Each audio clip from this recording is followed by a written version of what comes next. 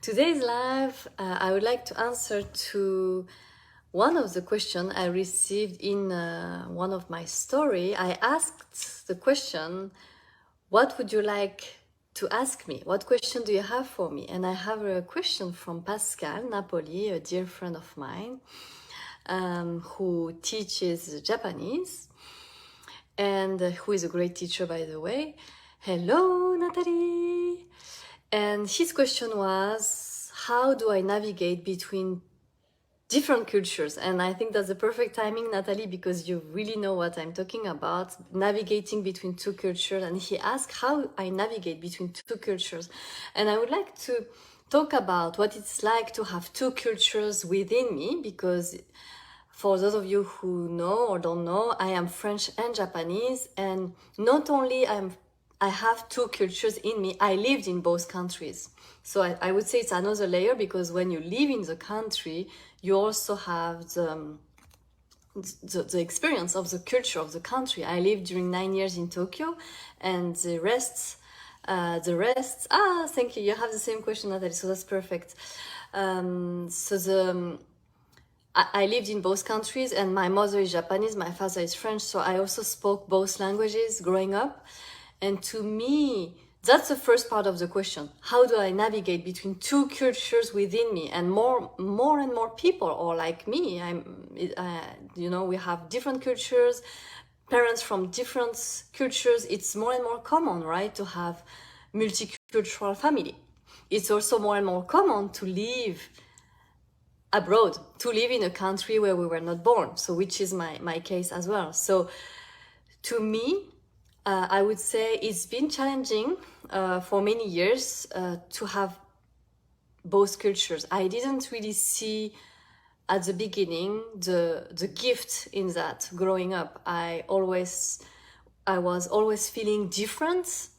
I felt like, should I be more French or should I be more Japanese? And especially when I would live in Japan during 9 years, I was trying to fit in the box of being Japanese. So I did my hardest to be like Japanese, because I wanted to be like others. It's like when you're a child or when you're a teenager, it's so important, right, to belong. Coucou Valérie, and it speaks to you too, because you're French and Japanese. So there is no coincidence why you are here too, Valérie. And I'm curious to hear from you too, Valérie and Nathalie as well. How does it resonate with you? And so I would say, and you can relate to that, Valérie, yes, of course. So it's like I didn't see it as a gift. And also when I came back at 15 years old to France, that's age where, at 15, can you imagine, as a teenager, you want to be like others. So suddenly I had to shift my identity, because until 15, I became Japanese, my way of thinking, my way of communicating, my way of my clothing. I would dress more as a kawaii style. In Japan, it's good to be kawaii, cute. So I was wearing pink and a lot of colors, and that was I had a bubbly way of being. And when I arrived in France, in Paris, suddenly I could see everybody wearing black and brown and being very like women. The women would be very like adult women. So for me, it was also all this change of realizing, oh, I'm so different, what is wrong with me, things like that. So it took me many years, I would say, to realize that actually having two cultures is a gift. It took me some time. And that's why now for me it's so important to help our children. That is why I created the coaching program for our children called Yatta, because I want to help our children, especially the third culture kids, the cross-culture kids, especially children who grow up and navigate between different cultures. I want to help our children to have self-confidence in them, because being different is a strength. Today I feel so grateful around having those two cultures. And even though for many years I thought, what's wrong with me? I have a different personalities. I do style switching. In a cross-cultural term, we talk about style switching. It's when you switch your style. When I'm with French, I become French. When I'm with Japanese, I become Japanese. There is a technical term for that called style switching or code switching. That's something I do naturally. It's like a chameleon. I have this ability to become a chameleon. So I have this ability to adjust easily to any culture. So that's my power. And that's the power of, I think, many people who navigate through different cultures. I would love to read you too, Valérie and Nathalie, if you have this ability to switch from one culture to another. I can't wait for my kids to be old enough to follow a program. I feel that it would be such a gift to them. Thank you, Valérie. Thank you so much. Yes, it's my passion really to help our children, and I've just started a coaching with a 14 years old girl, and I'm so happy to help her in this journey of getting more self-confidence, because our children, when they are confident in themselves, they become happier adults. That's my true belief. I wish I learned that earlier. Actually, I learned to love myself, and it's still a journey, at only 30 years old. When I became around 30 years old, I started to work on my personal development, and I start to really love myself. And it's still a journey. There are some days where I feel like, I have so much to do, especially now that I am in the US. So that was the second part of my question. We can have different cultures within us, but we can also have different cultures outside of us. Right now, I live in the US. And Natalie, what I feel like having two personalities, and the feeling has increased since I started training adults English. During the day, I constantly switch between English and French. Yes. And I totally relate to that too, Natalie. For me also, it's been my feeling, having different personalities, and I have judged myself for that. But now it's almost like, okay, I think it's a balance between switching, adapting, and also through language, because you teach English, right, Natalie? So, and I have the belief that I'm a strong believer that when we speak a different language, and we talked about that too, Natalie, when we talk a different language, hello, Pim, when we speak a language, we also change our personality, because the culture goes through the language. And Pim, you can relate to that too. You're from Thailand and you live in the US now for more than 30 years, I believe. So I'm curious to hear from you too, Pim. What is your take on that? Like, how do you navigate between two cultures? And when you speak Thai, do you feel more Thai? And when you speak English, do you feel more American? Because I also know you have this American citizenship now. So it's also that. And for me, I live in the US for the past 7 years, and I still don't feel American, right? It's like each experience is like a puzzle. I like to see that as a puzzle. I take some piece of the puzzle from the American cultures and I keep it in me, in my heart. Parts that I love, parts that I want to embrace, like the positive attitude, like in the US, like the optimism, like the public speaking skills, the confidence people have in them.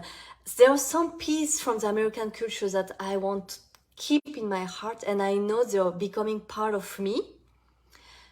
And they're part of the Japanese culture that I keep in my heart too, like the stay humble, respect for elderly people, respect, the sense of service, the fact that we listen more than we speak. There are so many things that I embrace that are part of me. The French aspect also, like the fact that we like beautiful things, and there is this the fact that we like to take time to analyze. Sometimes we can say French or have a critical mind, because we like to take a time to see the right and the wrong, and to debate things like that. There are so many aspects of each culture that I take inside of me, And Valerie, you share with me, yes, it took some time for me to realize that it was a gift to have this multicultural background.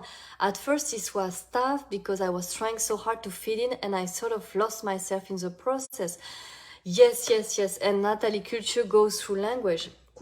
Yes, definitely. And culture goes through so many things too. Language, food, way of communicating, way of behaving, where we dress up, so many things, right? And for me, it's always a balance between, and I had many discussions recently about that. When I go abroad, should I adapt 100% to the place I am in, or should I stay myself? And I think there is no right or wrong answer in that, because if you adjust 100% to the place, you can lose yourself. And if, on the other hand, you stay yourself no matter what, that also sounds not totally right to me, because when you adapt to the culture where you live in, it's also a mark of respect. It shows respect. It's like when you go abroad and you don't try to learn a word of, you don't try to learn the language, even one word. To me, it's not a sign of respect. It's like, let's try to learn a few words. Let's try to, the food, let's try to understand local people. So I think it's always, to me, a balance between adjusting to the new environment, to other cultures, while staying true to myself. And I think that's the toughest question when we have different cultures, because it's, the question is who I am, who am I, who am I? Am I French? I am Japanese? Am I American? What am I? Like, that's the toughest question, I think, when we are third culture kid or third culture adult, because we can become third culture adult, right? When we move abroad as an adult, as an expat, when we're adult, we become a third culture adult. So, and yes, that's the trick, I believe, says Valerie, to make your own recipe. Take what you feel is right for you from all cultures and make it your own.